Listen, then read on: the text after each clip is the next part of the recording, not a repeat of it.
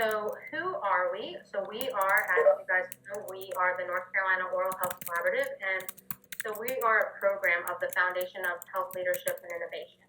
So the Foundation for Health Leadership and Innovation is a home for growing programs that work to improve the health of the whole person and through a community approach. And so FHLI is what we call the Foundation for Health Leadership and Innovation, and it provides the state's resources and expertise that programs need, and it acts as a convener for partnerships by creating an open environment that advances new ideas. So our membership represents when we get to that, we're going to talk about what our membership of the North Carolina Oral Health Collaborative looks like, but we just want to let you know that we are a program of the Foundation of Health for Leadership and Innovation, and we are just one of many programs that is housed in FHLI. So our purpose is to provide a credible and innovative voice to build oral health capacity by advancing systemic change and influencing policy to improve oral health outcomes for all North Carolinians. So that is our purpose, and that is what we are built to do. And we do that to drive our mission, which is to improve the overall health and well-being of all North Carolinians by increasing access and equity in oral health care through a collaborative partnership, advocacy, and education.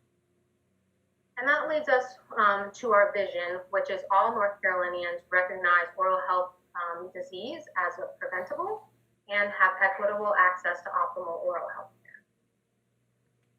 So we do this through three pillars of strategic focus. And so first and foremost is advocacy. So that's what Oral Health Day is all about. So we transform the oral health landscape by promoting changes in policy and perspective. And then next we have formed community partnerships, and we engage our community. And we facilitate connections and collaboration in order to advance our mission. And then lastly, we have a resource center where we support providers, partners, and policymakers with education and resources. So when I was speaking about our membership and who we represent and our organizational structure, this is kind of what it looks like here on the right. But it represents a diverse stakeholder groups across North Carolina, which includes some grass-top, intermediary, and grassroots organizations. We have social entities such as nonprofits and faith-based agencies. And we also have public universities, colleges, federal, state, and county agencies. We also include schools and elected officials, private foundations, dentists, doctors, child care providers, and other businesses. So then this visual on the right really just provides an illustration of our structure and reminds us that those at the center of our work impacts us within ourselves, and that it is our duty to use our power to ensure that others have access to good oral health care. So that is who we are as the North Carolina Oral Health Collaborative, and we are just really excited to have you all here today and learn more about Oral Health Day and what we want to accomplish together as our group. So this is our team. So that's me in the center. Kelsey Brostu, I am the program coordinator. Our director, Dr. Zachary Bryan, is going to take over here in a moment. Our content marketing specialist, Brady Blackburn, is on the call, and he will be monitoring those questions as they come in. So I'm going to hand it off over to Dr. Bryan. Perfect. Can you guys all see my screen out there? Good. Perfect. So I'm not going to belabor or bore you guys with who I am too much, but there are so many new names and faces that we have not worked with previously, which is really exciting to see on this webinar. So I just want to give a little brief background about myself and kind of what led me to the work here to direct the collaborative. So my path in public health was very meandering, to say the least. I actually graduated dental school from Kentucky originally. So I put Louisville, Kentucky, because most people can recognize that city. I'm actually not from Louisville. I'm from a small rural area outside of that, just south. But when I graduated dental school, I went into private practice.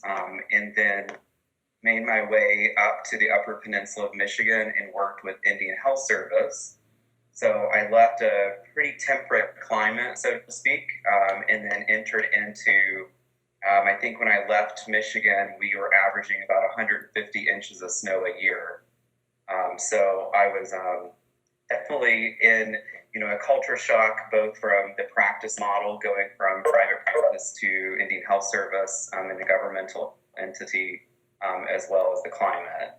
And then from there, I was asked to join a federally qualified health center that was working in partnership with Yale University in Connecticut, to basically kick off their FQHC, the dental department, and grow that, which we did. So we saw about around 18,000 patients a year in our dental department in Connecticut. We had 9 school-based sites that we worked out of as well, in addition to our 2 brick-and-mortar sites, and implemented asynchronous and synchronous teledentistry in all of our school-based sites. So really got a good taste and flavor for how teledentistry really can increase access in areas that traditionally lack that access.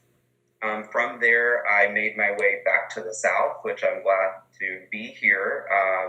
I stumbled across, I get this question all the time, how did you find the collaborative? What did that look like?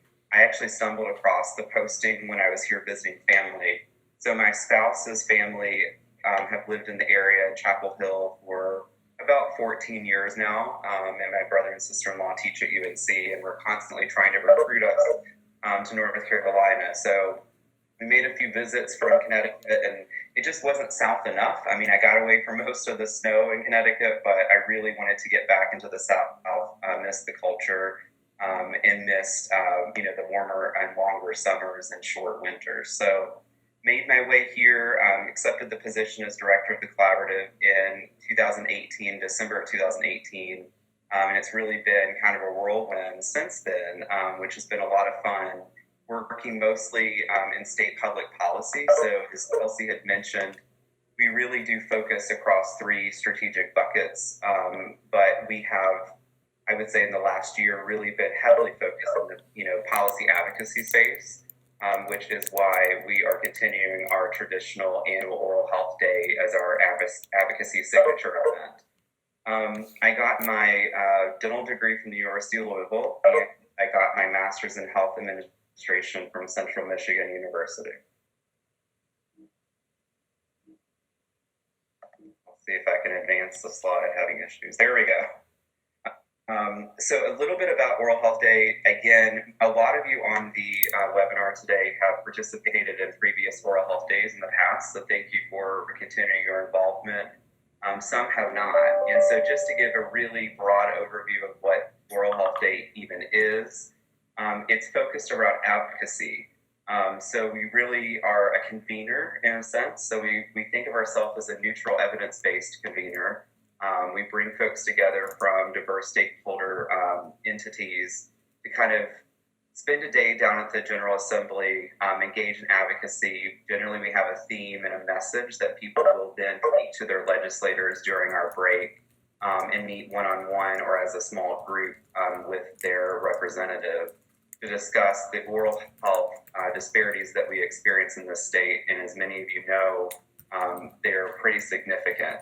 And so happy to see such engagement. It started in 2015, was our first Oral Health Day, much before my time. And I think we had about 60 participants. And then in 2016, we increased to about 110, 2017, 125, and then last year we had almost 170.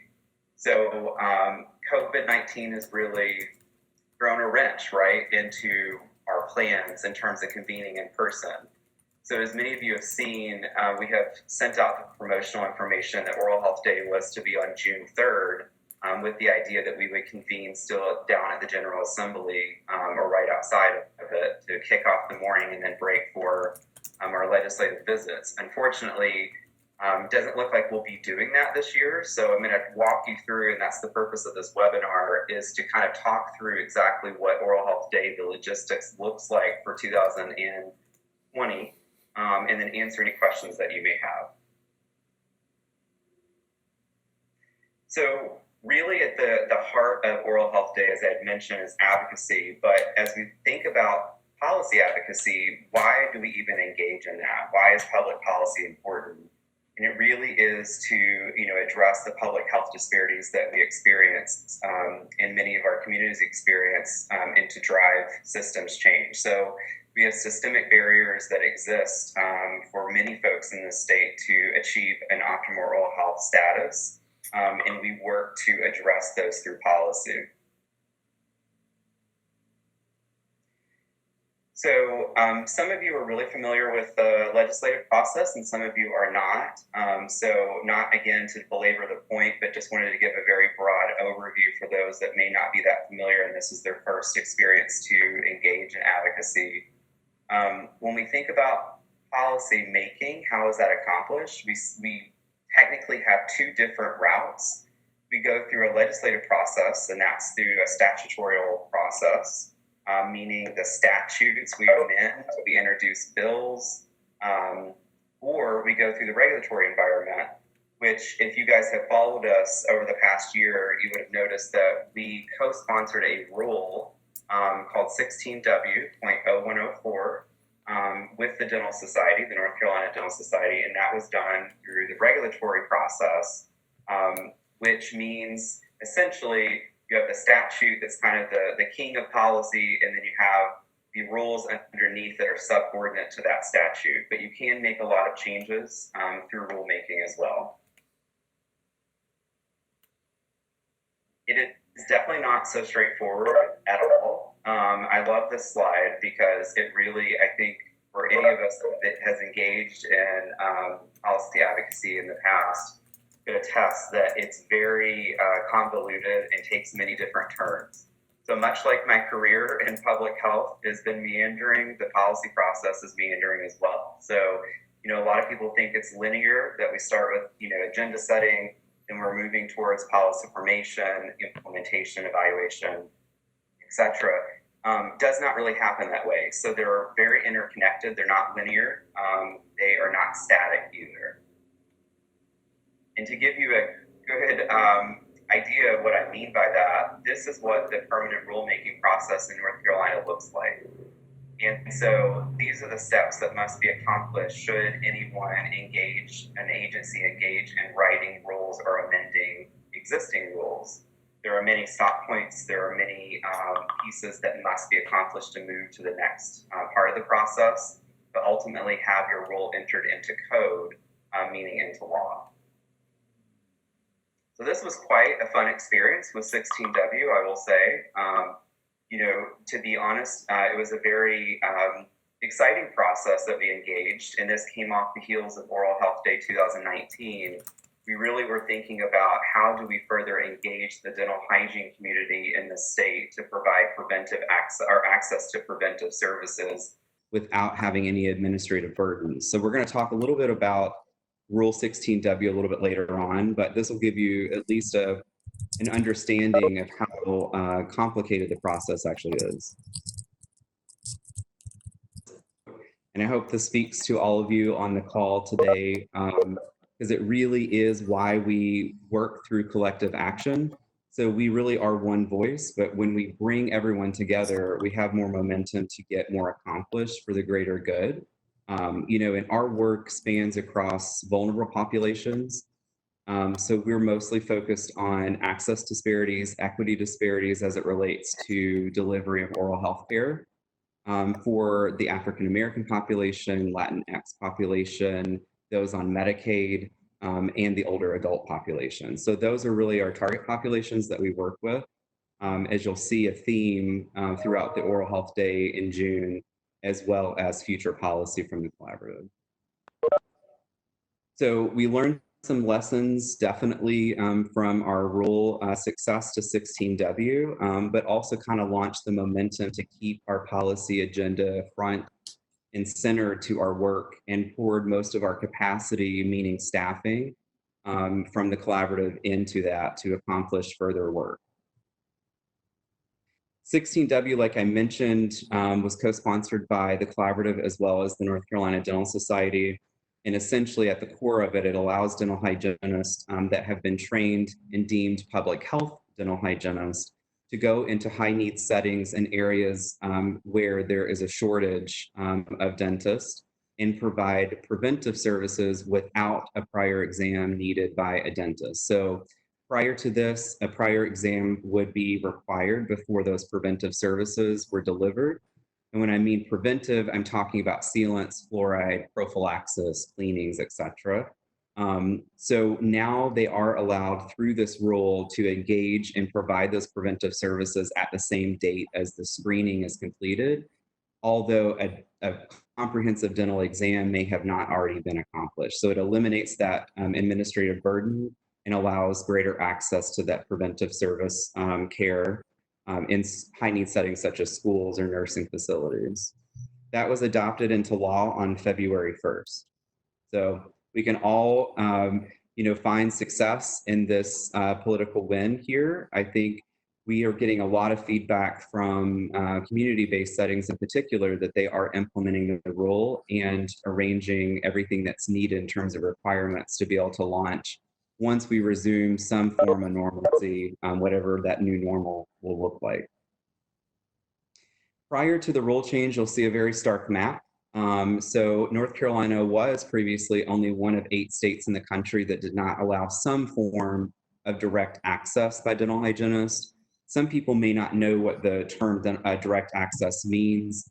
And really at its core, it's that a dental hygienist will establish a relationship with a patient, provide preventive services, and maintain that relationship, even if it's outside of the direct supervision of a dentist. And so most states have, some form of direct access. It is limited in certain areas, and some states carve it out specifically just for public health, for example, like we did.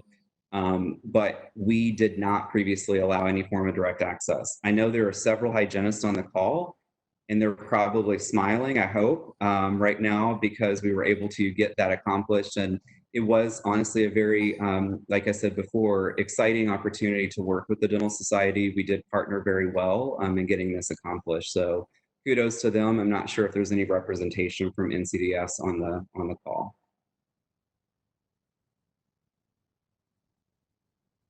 So Oral Health Day kind of follows a general theme. So we set an agenda, as I discussed before, with common messaging and a theme. We come together to raise awareness across all stakeholder groups, and then we amplify our voice with our elected officials. So this year, as I mentioned, COVID has created a little bit of a wrench in our plans, and so we're readjusting to provide an opportunity for direct community impact in addition to our traditional speaker list. As Kelsey mentioned, I think previously, our theme this year is teledentistry. We've had a lot of momentum across all stakeholder groups as it pertains to teledentistry. You'll notice that telehealth has also really been heightened, particularly during this crisis, as a means and an effective and efficient means to connect with patients as we look at social distancing measures. Why do we want teledentistry in this state? Some of these statistics, every time I read them, it really still kind of takes me aback. Having worked in many other states, I really want to see the state of North Carolina, clean up some of these statistics so they're not so stark. But many of you probably know we rank 37th in dentists per capita, meaning there are about 49 dentists per 100,000 people in the state. We have over 10 million residents of North Carolina. Not enough dentists, obviously, to meet demand. We have 3 counties in North Carolina without a practicing dentist. This statistic kind of varies. So some people will say we have 2 counties, some say we have 3. What I will tell you is the county that folks are saying has a dentist is through a mobile unit, and not that a mobile unit is not effective. It's not continuity of care. And so in our mind, when we think of direct access to a dentist, we think of a permanent fixture in the community that patients can, seek care when they have an issue that may arise. And hopefully, fall under a regular regimen for preventive care and assessment. Probably the most stark statistic in my mind is not necessarily just the dentist to population ratio, but it's also the distribution of dentists across the state. 1/5 of our 100 counties in the state hold the most practicing dentists, and 74 of our 100 counties in North Carolina are designated as dental health provider shortage areas. And these statistics come from HRSA. We have 76% of our North Carolina actively practicing dentists are in private practice, limiting some access for the underserved. And only, this is the most recent statistic I could find, about 30.7% of North Carolina dentists participate in Medicaid. Now, it's important to note, and I will just make one caveat to the last statistic about Medicaid enrollment. Having a provider in your community that is a Medicaid provider, dental provider, doesn't necessarily mean there is access. Some of those providers participating in Medicaid are no longer accepting new patients. So just something to keep in mind.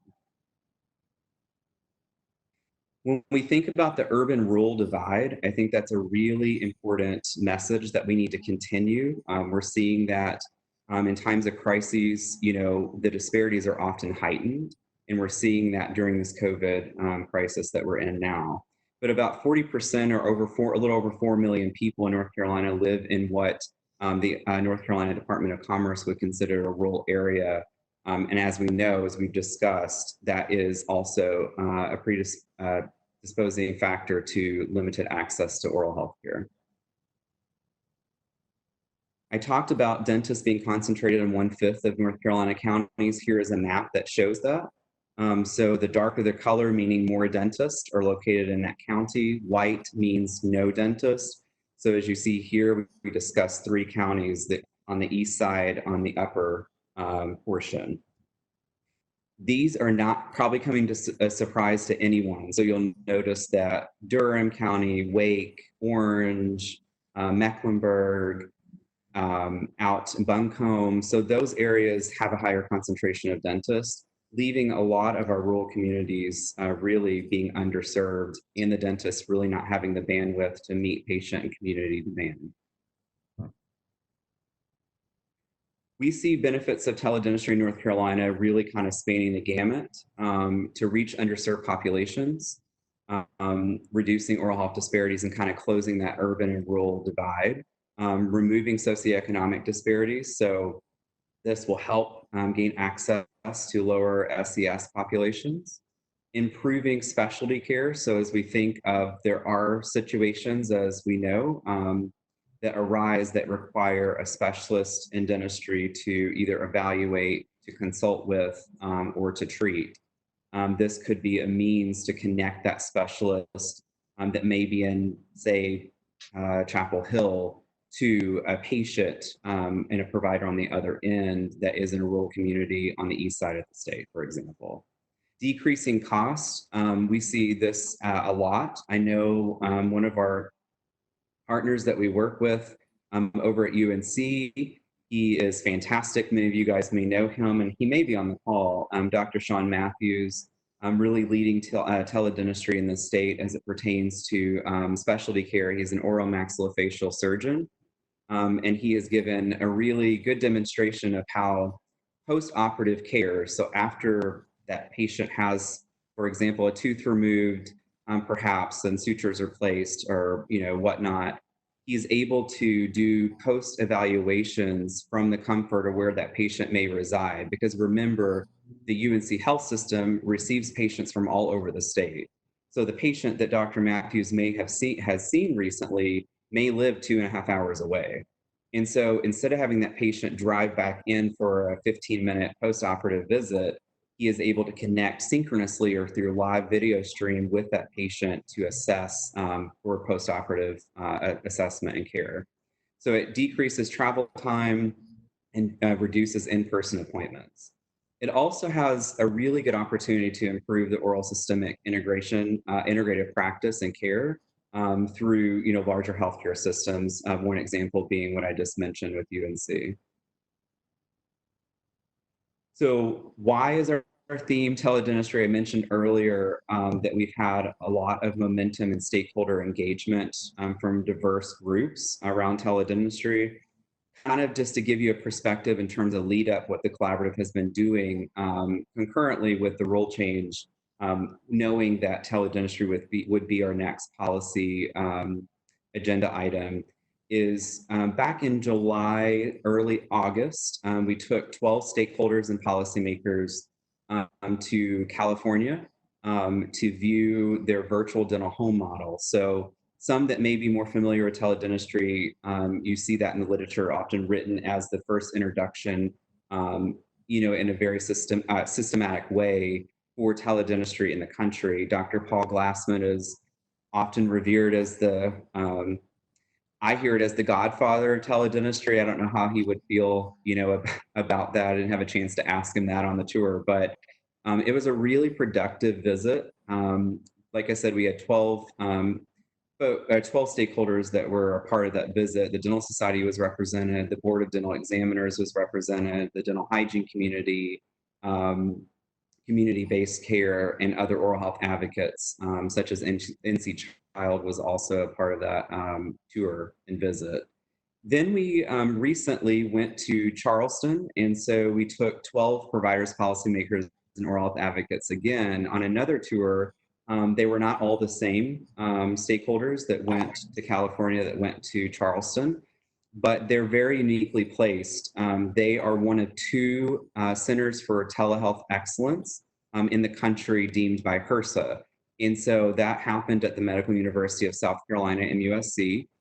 Similar setup in terms of our goals for the trip is to learn from how they implemented this process to use telehealth. They were also implementing phases of teledentistry as well, and what that took from a policy perspective in garnering support through their state agencies.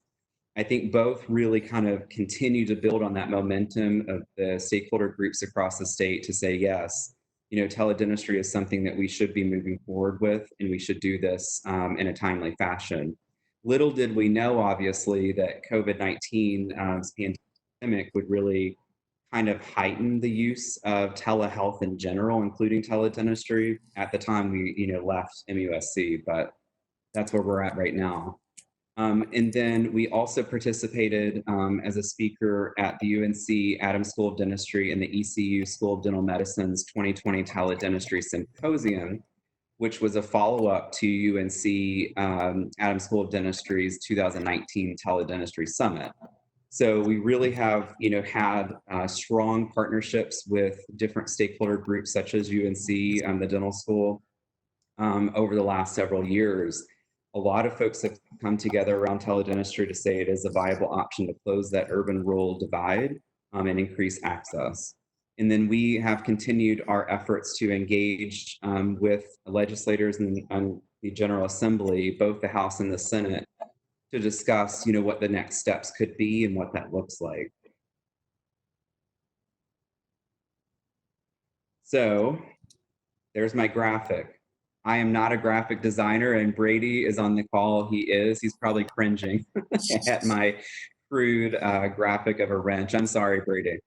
But really, it is such a whirlwind at this point, for both moving forward with policy as it relates to teledentistry, and also what does dentistry look like? So how we operationalize dentistry post-COVID-19 will inevitably look different than it does, as we're navigating the waters during this crisis.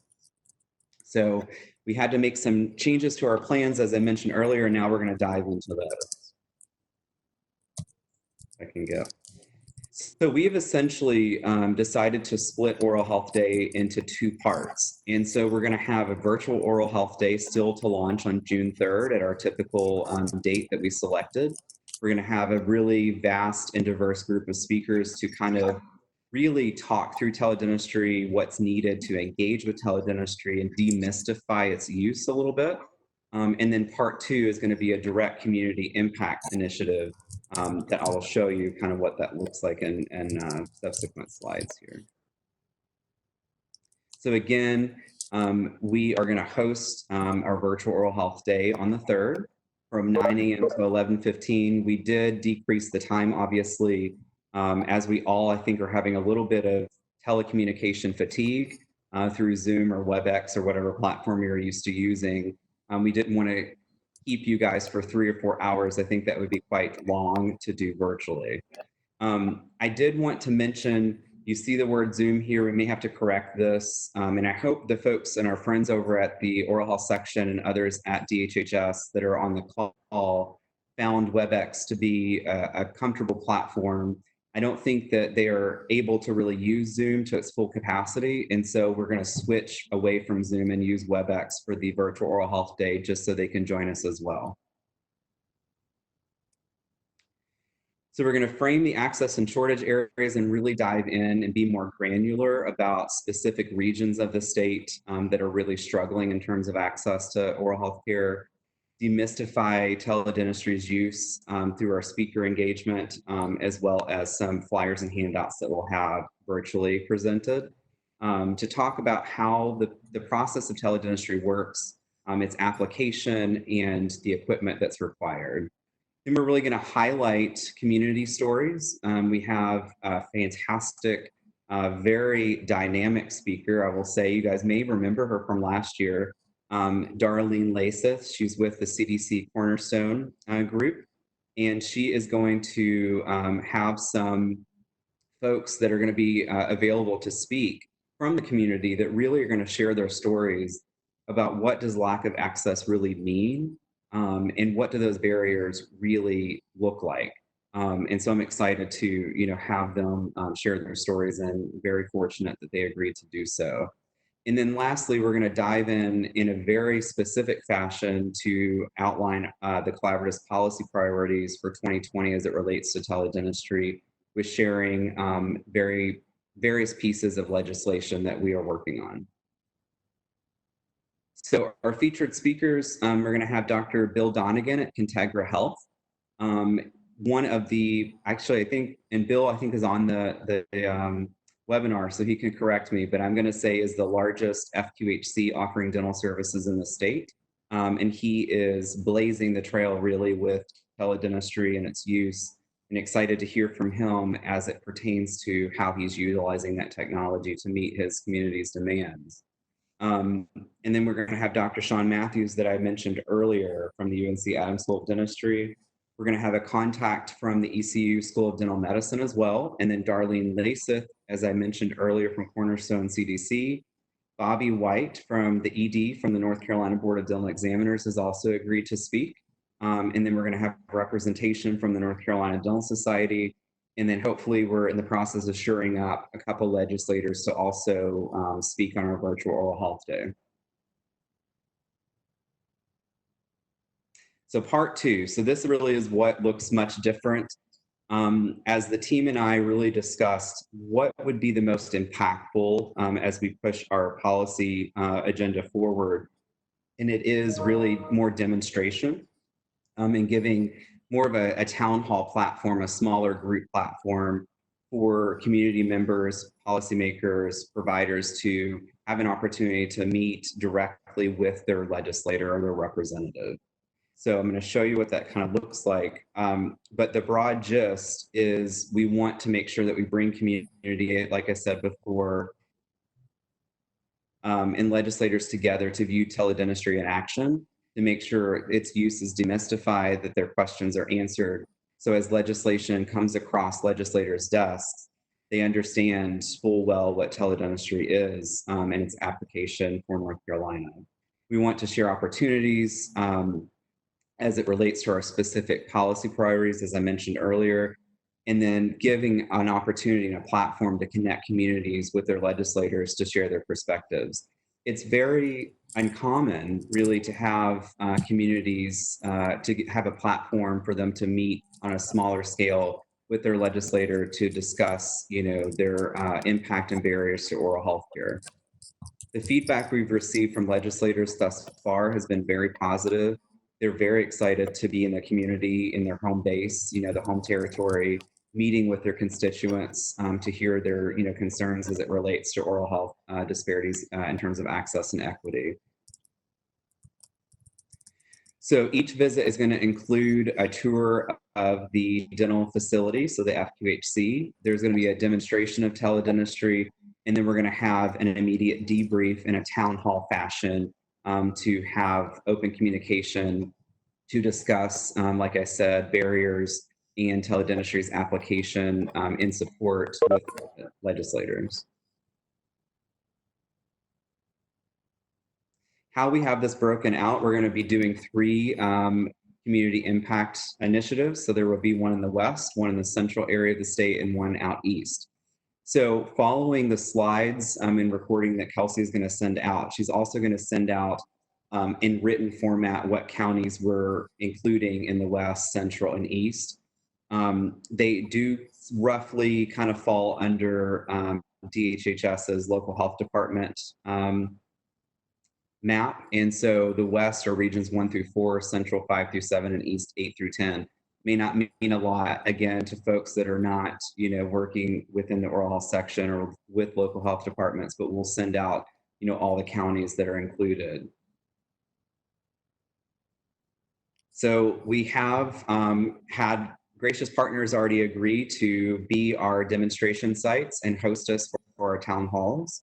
So in the west, we have Contegra Health, as I had mentioned earlier, Dr. Bill Donegan. In the central area, we have Piedmont Health, and the dental director there is Katrina. And then out east is going to be Greene County Healthcare with Dr. Rob Doherty. So I'm excited, and I can't thank them enough for agreeing to help us shift Oral Health Day and what that looks like. So as a recap, we're still going to, plan to meet virtually on June 3rd at 9 a.m. We'll send out all the promotional material you'll see coming out soon. I hope everyone that's on the webinar will, agree to join us to have a more in-depth look at teledentistry on that meeting. And then we're going to reconvene in the fall. And the reason the dates have not been identified, we're working with the health centers to identify the date that would work from their health center's perspective. We're going to be hosting those tours, demonstrations, and meeting with legislators during that time. All right, so now I am going to stop talking and turn it over to Kelsey to kind of wrap us up. And then we're going to have a Q&A session towards the end that I do hope if you guys have any questions that weren't answered during the chat, please ask me. I'm more than happy to field and answer those for you. All right. So thank you, everybody. So I hope that you will decide to join us for our virtual Oral Health Day on June 3rd, and then reconvene with us in the fall when those dates get announced. But to sign up for the virtual Oral Health Day, just please go to oralhealthnc.org/OHday 2020. The link is on the screen. And if you just go to our website, oralhealthnc.org, we have a bar across the top that will link it. That is a link to that page right there on our homepage, so it will be very easy to find. So please sign up today, and all the information about Oral Health Day is there, and it will be updated to reflect this new information. If you've seen it previously with the old information, that will be updated here shortly. So now we're going to open it up for questions. I see that if Dr. Brown wants to answer Mary Stuart Peake's question, she has asked, what department are you hoping to secure for the ECU speaker or representative? So we are looking to work with the public health department within ECU. So we work heavily with Dr. Rob Temple, as well as Dr. Wanda Wright. That's who we're targeting in terms of the department.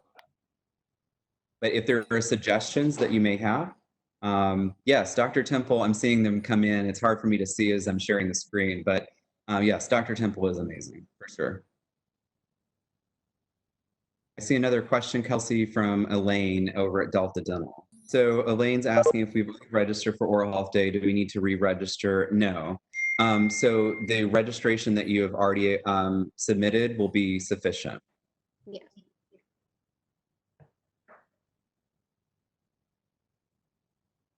Any other questions that you guys have?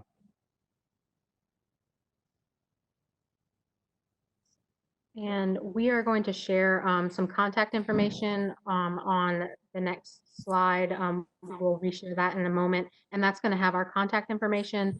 And that if you think of any questions after the webinar, please feel free to submit those, and we'll be sure to answer those as promptly as possible. So thank you, Jane, about our interactive map. So we have released, somebody said, let us know about your terrific interactive map. So we have an access map on our website. So we have a COVID-19 landing page on our website. And on that, we have a dental safety net access map that is a resource for everyone to be able to see which dental safety net sites are open and still actively accepting patients for emergencies. So I think Dr. Bryan is pulling that up right now. So that is just a place for people to go. And I believe the UNC helpline is using that to be able to refer patients to places close to home for them to be able to receive care, not inundate the emergency departments when they are able to do so. So you can see there all the red markers on the screen have health departments, federally qualified health centers, other places that are still operating with emergency services only. We have a link to their website, their current hours of operation, and if they are accepting pediatric or what pediatric age groups they are serving. So that is what we are updating that map regularly with new hours as locations close. We are able to do that. So thank you for reminding us to be able to share that out. And one thing I would say in terms of our landing page is just oralhealthnc.org, which is our traditional website address /COVID-19. We do have resources that we continually update for providers, government information that's being released from local and federal entities, and information for patients and the public. So if you guys, like this page, definitely feel free to, promote it. So the map has been really, really impactful. We have had, let's see, over 10,000 views at this point since we launched a little over a month ago. So we're receiving a lot of feedback that it is helping communities navigate access points for emergency dental services, which is the main goal, and keeping those out of the emergency department. So excited, and I want to thank the team again, Kelsey and Brady, for making that a reality. My vision, sometimes I'm surprised they don't look at me like I have three heads when I come to them with a new idea. But there were a couple other questions, Kelsey, that I saw come through. If you could go ahead and field those. Someone also asked, is there a plan to have any patients speak of their experiences in the use of teledentistry?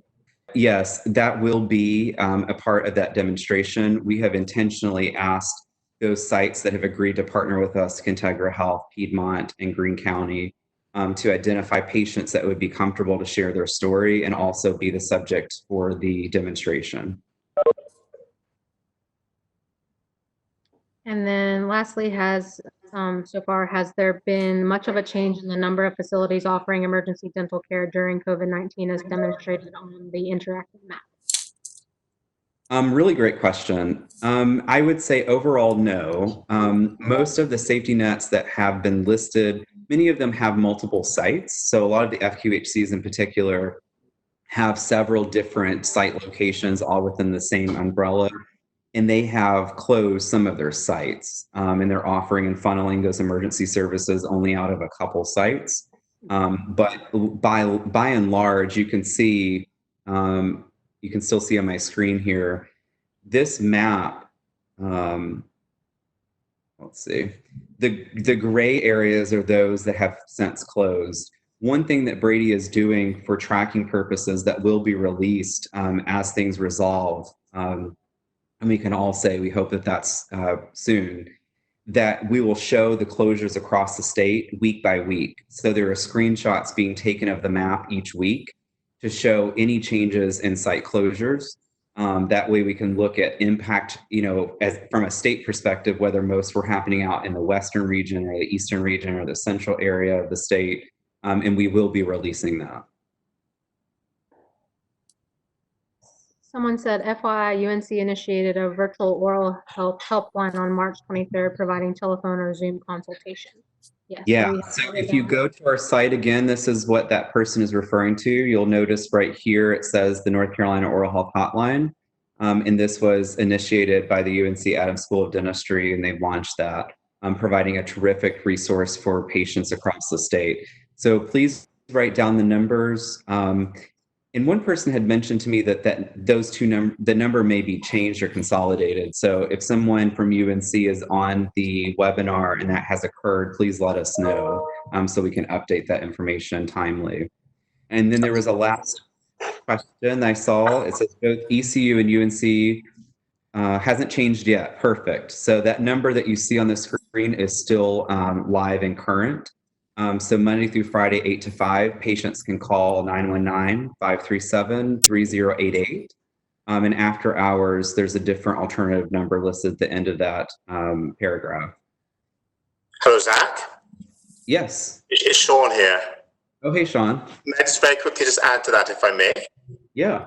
First of all, great job. Extremely informative, all of you. That is correct. There moves are afoot to merge the lines, essentially, because what we found is that the triaging service that we offer, or we've been offering for the last 5 weeks, through our Teledentistry urgent care helpline number, or the virtual oral healthcare helpline number, have been so good that our routine urgent care department now want to use that triaging service to make sure that we are seeing appropriate patients coming to our school.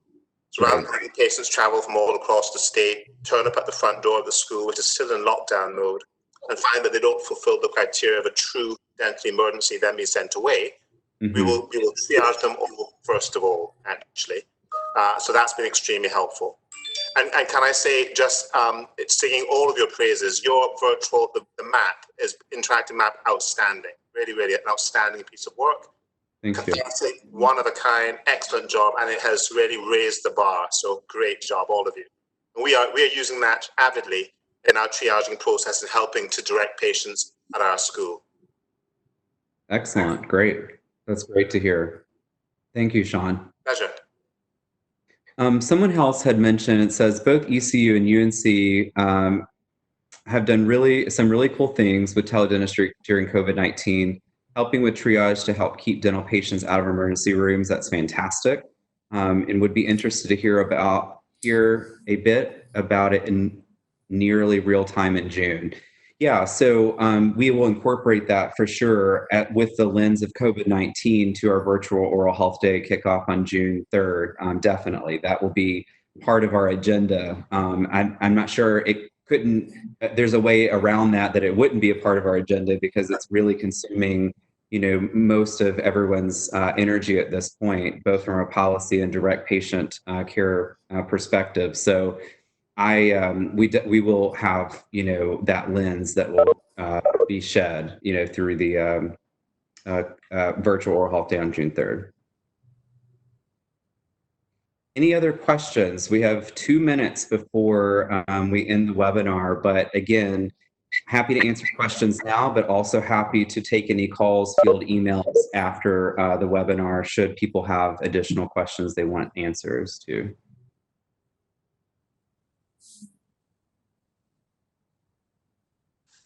If there aren't any additional questions, I would just urge all of you to sign up for June 3rd's event. I think it's going to be a very impactful event with a lot of great information as we navigate and move forward with teledentistry for North Carolina.